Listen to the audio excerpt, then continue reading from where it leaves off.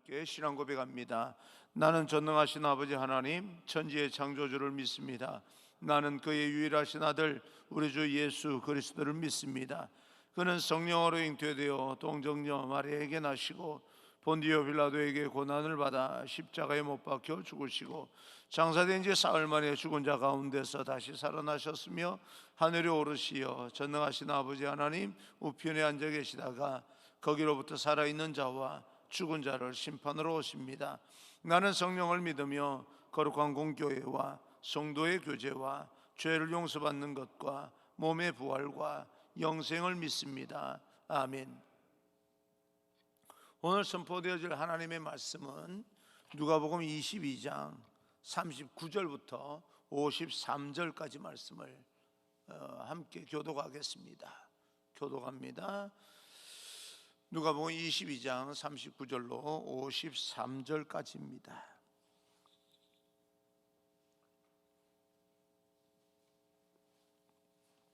교독합니다. 예수께서 나가사 습관을 따라 감람산에 가심에 제자들도 따라갔더니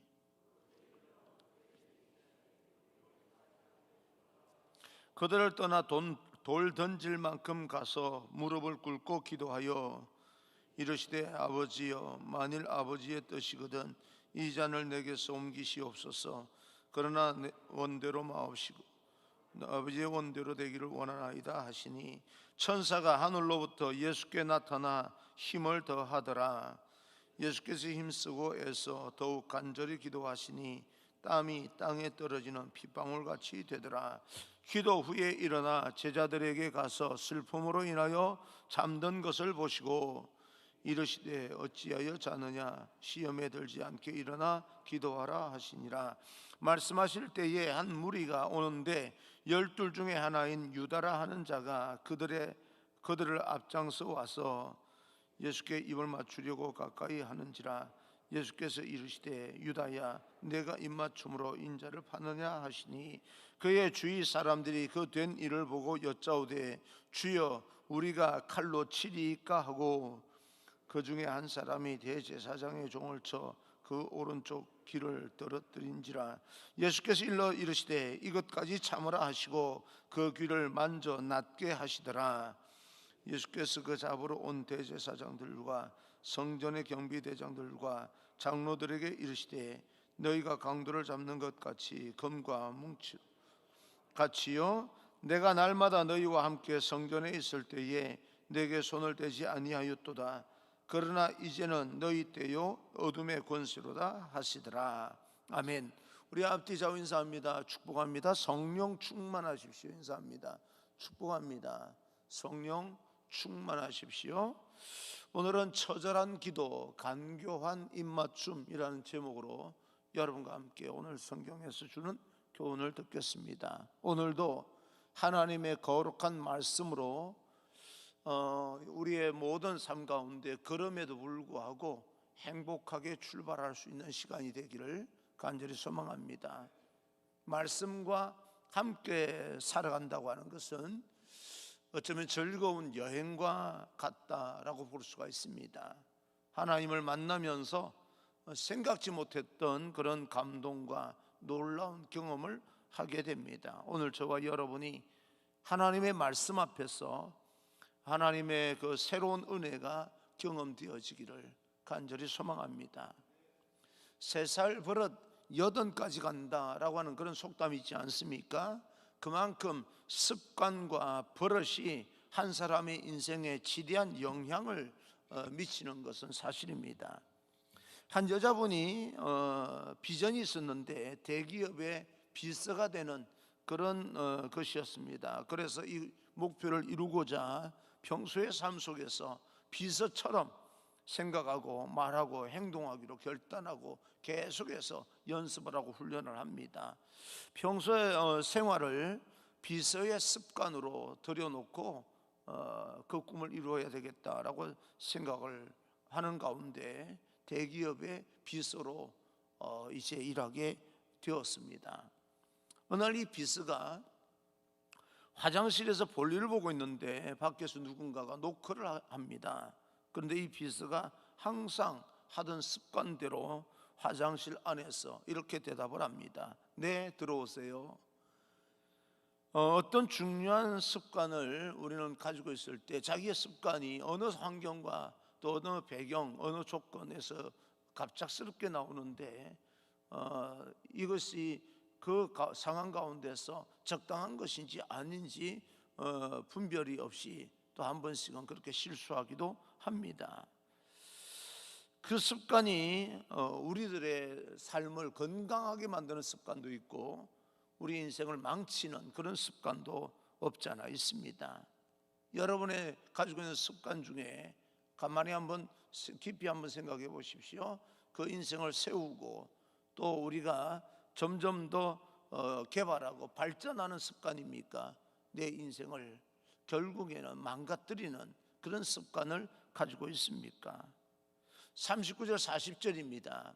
예수께서 나가사 습관을 따라 감람산에 가시매 제자들도 따라갔더니 그곳에 이르러 그들에게 이르시되 유혹에 빠지지 않게 기도하라 하시고, 6월절 식사가 끝나고요, 예수님께서 감람산 겟세마네라고 우리는 알고 있습니다. 가셔서 기도하셨다라고 말합니다. 그 기도는 습관에 따라 하셨다라고 하는 것을 보게 되면 예수님의 기도는 쉬지 않고 하는 기도였다, 그렇게 볼 수가 있습니다. 습관에 따라 기도했다.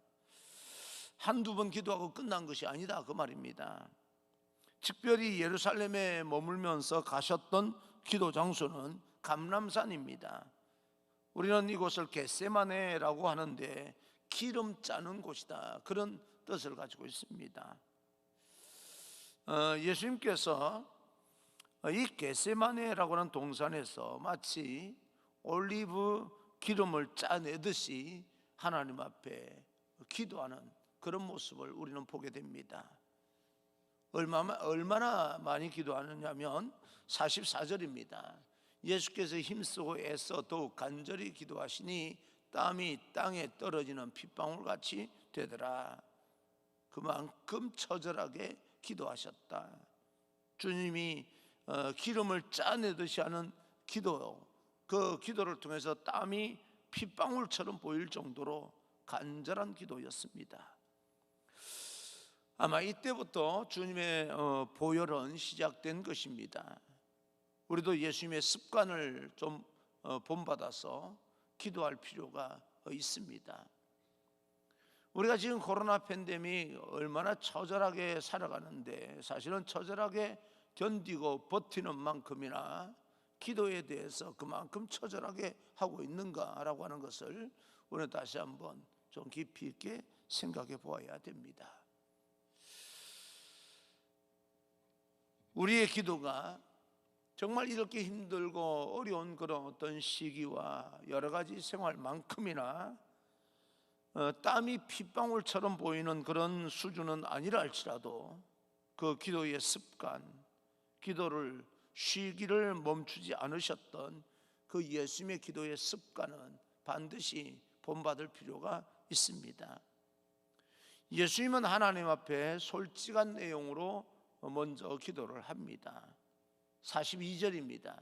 42절 이르시되 아버지여 만일 아버지의 뜻이거든 이 잔을 내게서 옮기시옵소서. 그러나 내 원대로 마시옵고 아버지의 원대로 되기를 원하나이다 하시니, 여러분 예수님의 기도의 어떤 무게 중심은 잔을 옮겨달라고 하는 내용이 아닙니다.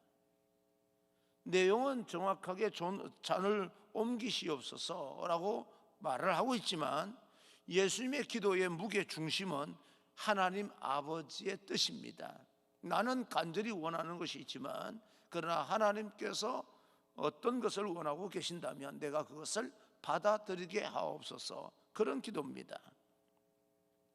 주님의 기도는 자기 중심이 아니라 바로 기도의 중심은 바로 하나님의 뜻에 있습니다. 더 엄밀히 말하면 예수님의 기도는 인생의 문제가 해결되는 데 목표가 있는 것이 아니라 아버지와 뜻이 하나 되는 그 연합하는 데 목적이 있습니다. 하나님과 연합하게 될 때 우리에게 하나님의 능력이 주어지게 됩니다. 하나님의 능력이 주어지게 되면 시험과 환난과 고난 넉넉히 극복하고 이겨낼 수가 있습니다. 여러분, 우리는 기도하게 될 때 우리의 기도의 목표가 어디 있습니까? 문제 해결입니까? 그런데요, 사실은 문제 해결보다 더 중요한 것은 하나님께서 내가 이런 환경과 이런 배경이 놓여 있는 이 상황 가운데서 무엇을 원하시는가라고 하는 하나님의 뜻에 무게 중심을 두게 된다면 하늘의 능력이 임하게 될 것이고, 우리는 우리의 문제가 해결되지 않는다 할지라도 그 문제를 해결할 수 있는 능력을 가지게 될 것입니다. 해결이 아니라 해결할 수 있는 능력, 그것이 예수님의 기도 무게 중심이었습니다. 예수님의 이 기도, 하나님께 드렸던 이 중심의 기도가 우리의 기도가 되고, 또 주님의 기도하는 습관이 저와 여러분 모두의 습관이 되고 사역의 중심이 되기를 간절히 축복합니다. 같은 도구라 할지라도 어떻게 사용하느냐에 따라서 의미가 달라집니다. 날카로운 칼이 맛있는 음식을 만드는 데 사용된다면 아름다운 칼이 됩니다. 그러나 이 날카로운 칼이요, 사람을 상처 입히는 데 사용된다면 이 칼은 존재하지 않는 것이 더 낫습니다. 겟세마네 동산을 생각해 보면 밤이 굉장히 깊어져 가고 있습니다. 힘들고 어려운 고난이 오면 밤은 더 깊게 느껴지는 겁니다.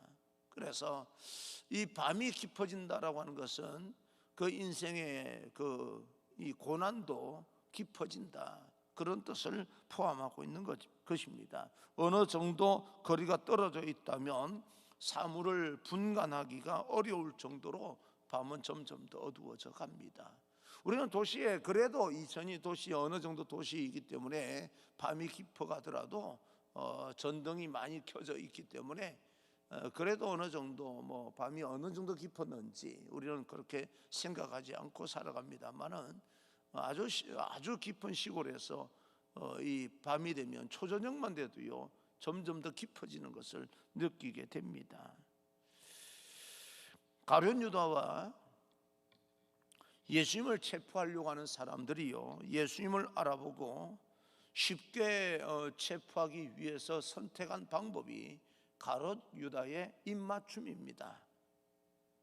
팔레스타인 지방은 반가운 사람이 만날 때마다 입맞추는 습관이 거기에도 있었습니다. 외국 사람들이 그렇게 하지 않습니까? 반가운 사람만 있으면 서로 남녀든 상관없이, 남자든 상관없이 서로 입맞추는 그런 습관이 있었습니다. 그러나 예수님에 대한 가룟 유다의 입맞춤은요, 역사상 가장 추한 입맞춤이 됩니다. 사랑과 존경의 표시로 행해야 될 이 입맞춤을요, 가룟 유다는 파렴치한 배반의 도구로 사용하고 있습니다. 하지 말아야 될 행동입니다.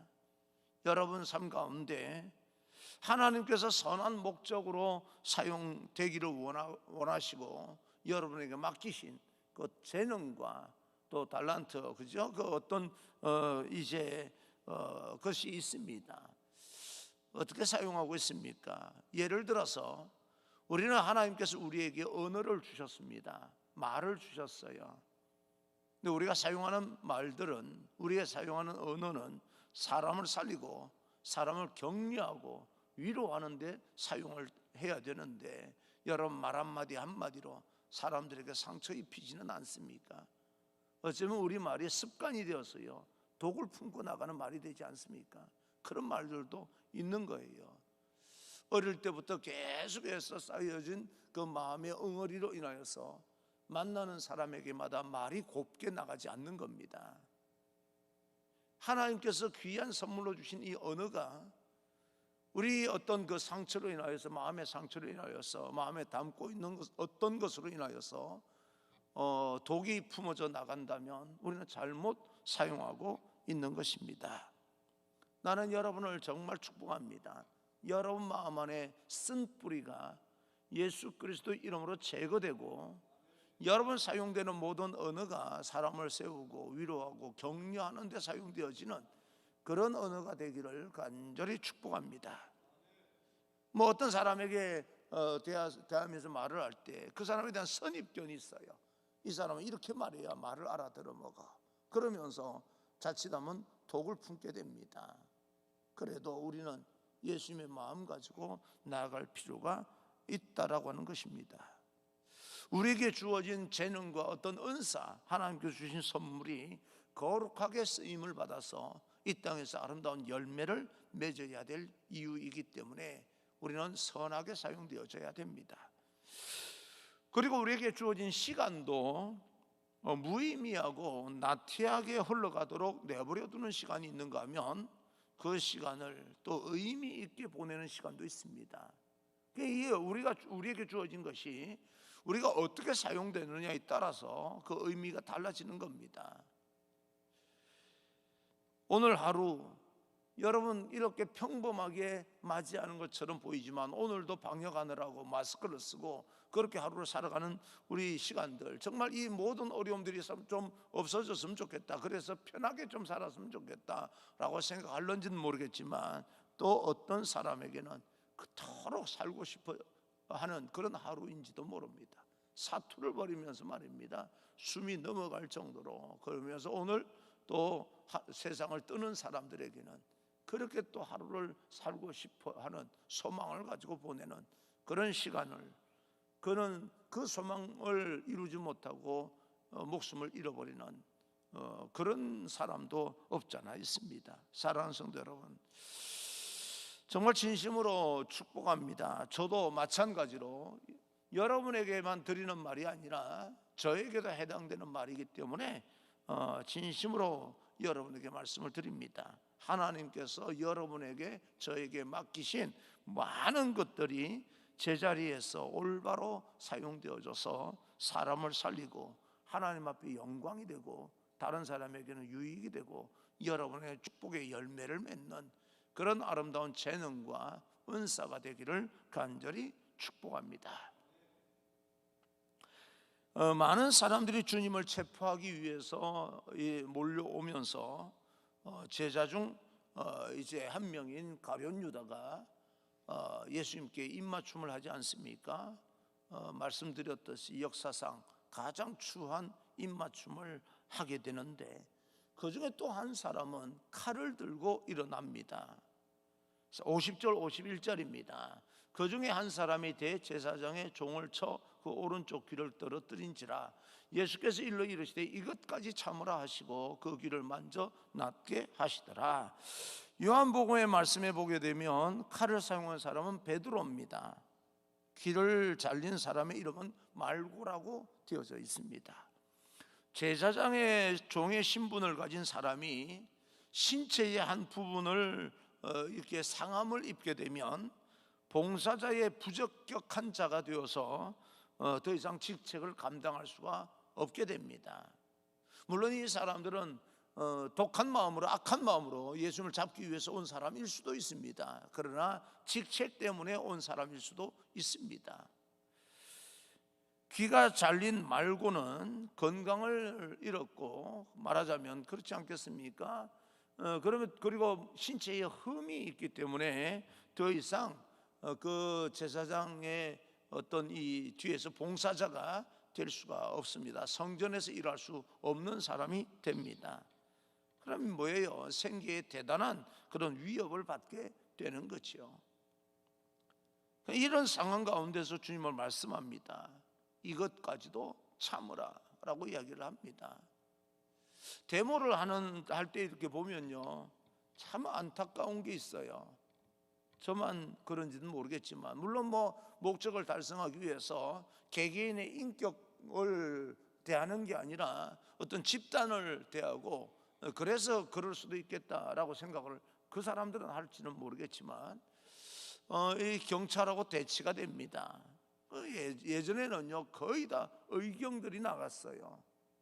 요즘은 의경들을 많이 뽑지는 않는 것처럼 그렇게 이야기를 않지만, 예전에는 군대 가야 될 청년들, 우리 자녀들이요 그 앞에 나가서 데모 진압대 앞에 서서 소위 말해서 군대 말로 말하면 방패막이에요, 우리 자녀들이. 근데 그 앞에다 대고 말입니다, 그렇게 격렬하게, 어떨 때는 대나무로 말입니다, 그 무기를 만들어 가지고 같이 대립각을 세워서 싸우는 걸 보면서, 어떤 목적을 이루기 위해서, 물론 이제 그 자녀라고 생각하지 않을 겁니다, 그죠? 우리의 자녀들, 다음 세대 우리 청년들이라 생각하지 아니하고 집단으로 보는 거죠. 경찰대, 어떤 대모대, 이런 집단으로 보는 거죠. 그럴 수도 있겠다라고 생각을 하지만, 한 사람 한 사람 인격을 보면 우리 자녀들이에요. 거기다 대고 험한 말을 하고요. 한 명만 잡히면요, 거기서 살아남지 못할 정도로 구타를 해대고요, 경찰을 때리는 거죠, 그죠? 대모대를 때리는 거죠, 한 사람씩 잡히면. 근데 그런 어떤 모습을 보면서, 물론 목적을 이루기 위해서, 달성하기 위해서 이 땅이 너무나 부패하고 그러니까 얼마나 그 속에서 응어리가 졌으면 그렇게 밖에는 못할까라고 생각은 하는데, 예수님의 관점에서 생각을 해본다면 이쪽이든 저쪽이든 이것까지도 참으라, 그것까지도 참으라 라고 하는 그 말씀을 한번 기억해 본다면 참을 수 있지 않겠습니까? 양쪽 다 말입니다. 그런 생각이 듭니다. 저는 나이가 이렇게 한 살 한 살 먹어가면서, 예전에는요 제가 지지하는 당이 있었어요. 요즘은 희미해지는 것 같아요. 중도 같은 느낌이 들어요. 변질이 된 건지 성숙해진 건지는 모르겠어요. 어떤 사람은 저보고 변질이 됐다고 하는 사람도 있을 것이고, 어떤 사람은 성숙해졌다라고 말하는 사람이 있을 겁니다. 여러분은 제가 어디 당 같아요? 보수 같아요? 진보 같아요? 진보 같아요? 보수 같아요? 어떤 자기 식으로 해석을 하는 거예요. 제가 설교를 할 때 앞에 서서 이런 당 이야기는 안 해야 되지만, 진보, 보수, 진보를 먼저 쓰면 진보인 사람은 제가 진보래요. 보수, 진보 이렇게 이야기하면 저를 또 보수라고 그래요. 그 단어를 두 개 중에서 무엇을 먼저 쓰느냐에 따라서 그 사람이 어디에 속해 있는지를 판단하는 사람이 있는 것 같습니다. 그런데 제가 설교를 하면서 한 번씩 그 어떤 양쪽 이런 어떤 나라의 지도자들, 또 여러 가지 상황을 이야기할 때 진보 보수를 많이 쓴 모양이에요. 진보를 먼저 많이 사용한 모양이에요. 그러니까 어떤 사람은 내가 진보래요. 여러분, 제가 진보인지 보수인지 그게 복음하고 무슨 상관이 있습니까? 하나님 나라하고 무슨 상관이 있어요? 사실 극단적으로 말하면 그게 교회를 안 나올 이유가 되는 것이고, 그것이 교회 나올 이유가 되는 겁니까? 예수 그리스도 보혈, 예수 그리스도 이름 외에는 구원을 받을 만한 다른 이름을 주신 적이 없습니다. 제가 진보 성향이 있던 보수 성향이 있던 그것이요, 구원받는데 아무런 지장이 있는 게 아닙니다. 그리고 분명히 말씀을 드리자면, 아까도 말씀드렸듯이 제가 이 변질이 된 건지 성숙해진 건지 당에 대한 색깔이요 점점 더 선이 분명해지질 않아요. 그저 이 나라에는 정말 훌륭한 지도자가 나왔으면 좋겠다.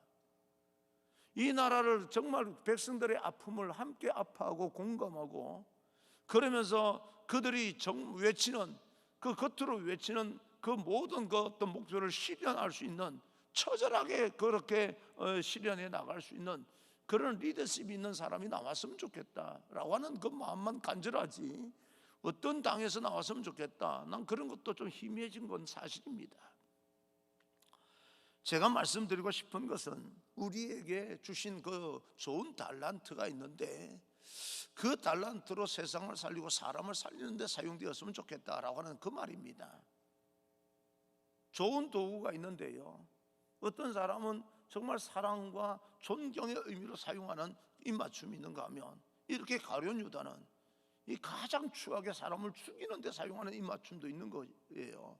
칼도 마찬가지고 언어도 마찬가지고 모든 것이 사람을 살리는 도구로 사용되는가 하면 사람을 죽이고 상처를 입히는 도구로 사용되기도 합니다. 마태복음에 보게 되면 칼을 쓰는 자는 칼로 망한다라고 하는 교훈을 주시면서 그래 그것까지도 참아라 이것까지도 참아라 라고 말씀을 합니다. 그리고는 말고의 귀를 고쳐주는 거죠. 구약 율법을 보게 되면 눈에는 눈, 이에는 이라고 하는 그런 말씀이 있습니다. 예수님은 이 보복의 원리를요 방향을 바꿔놓아요. 약한 자를 대적하지 말고 오른뺨을 때리거든 왼뺨도 돌려대줘라 라고 말씀합니다. 사랑의 법으로 방향을 바꾸셨어요. 예수님은 말씀만 하실 뿐만 아니라 실제 십자가에 못 박는 사람들까지 사랑으로 용서하시는 모범을 보이셨습니다. 그것까지도 참으신 거죠. 오늘 하루 여러분 살아가시면서 그런 결단을 한번 해보십시오. 그래 이것까지 한번 참아보자. 어떤 상황이 막 부딪히면요 한마디 해주고 싶을 때가 있지 않습니까? 그럴 때 그래 이것까지도 한번 참아보자. 그런 결단이 있기를 바랍니다. 오늘 어떤 일에도 사랑으로 품을 수 있는 그런 우리 모두가 되기를 바랍니다. 거룩한 주님의 말씀 앞에 아는 것으로만 끝나는 것이 아니라 그 말씀대로 실천하는 우리의 모든 삶이 되기를 주님 이름으로 축복합니다. 할렐루야.